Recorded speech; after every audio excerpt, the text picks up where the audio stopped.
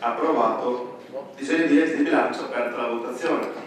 Ok notata in Consiglio regionale alla finanziaria. La manovra di bilancio nel solo 2025 vale per le casse della regione 6 miliardi e 250 milioni di euro, la più ricca di sempre, con 518 milioni in più su quella precedente, più 9%. La manovra è passata con 27 voti favorevoli e 19 contrari. L'approvazione da parte del Consiglio presieduto da Mauro Bordin è arrivata dopo 4 giornate di lavoro. Il riparto più importante, come di consueto, la sanità, con 3 miliardi e 560 milioni di euro. Compatto il voto favorevole da parte della maggioranza, Federica Presidente, Lega, Fratelli d'Italia e Forza Italia, così come è stata compatta in modo negativo l'opposizione, voto contrario di PD, Patto per l'Autonomia Civica FVG e Gruppo Misto. Queste le ragioni della maggioranza. Sono particolarmente felice perché è stata approvata un'ottima legge, una legge che ha avuto un contributo fondamentale da parte di Fratelli d'Italia.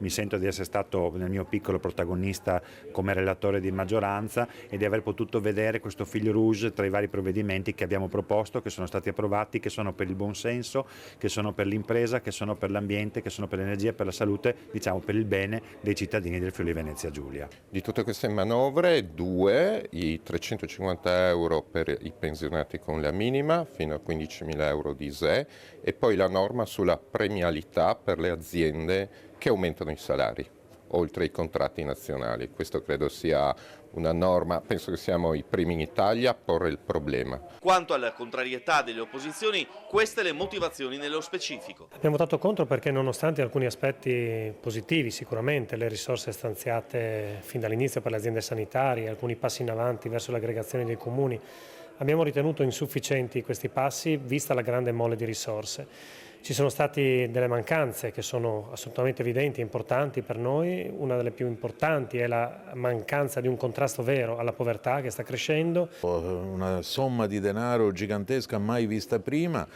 distribuita soprattutto tra chi i soldi li ha già, perché appunto moltissimi sono contributi, bonus o altre cose a chi ha già un patrimonio, e sui temi delicati, difficili, come quello della sanità abbiamo messo tantissimo denaro, però non ci sono linee di gestione, ancora non c'è un piano sanitario, quindi non sappiamo come verrà usato.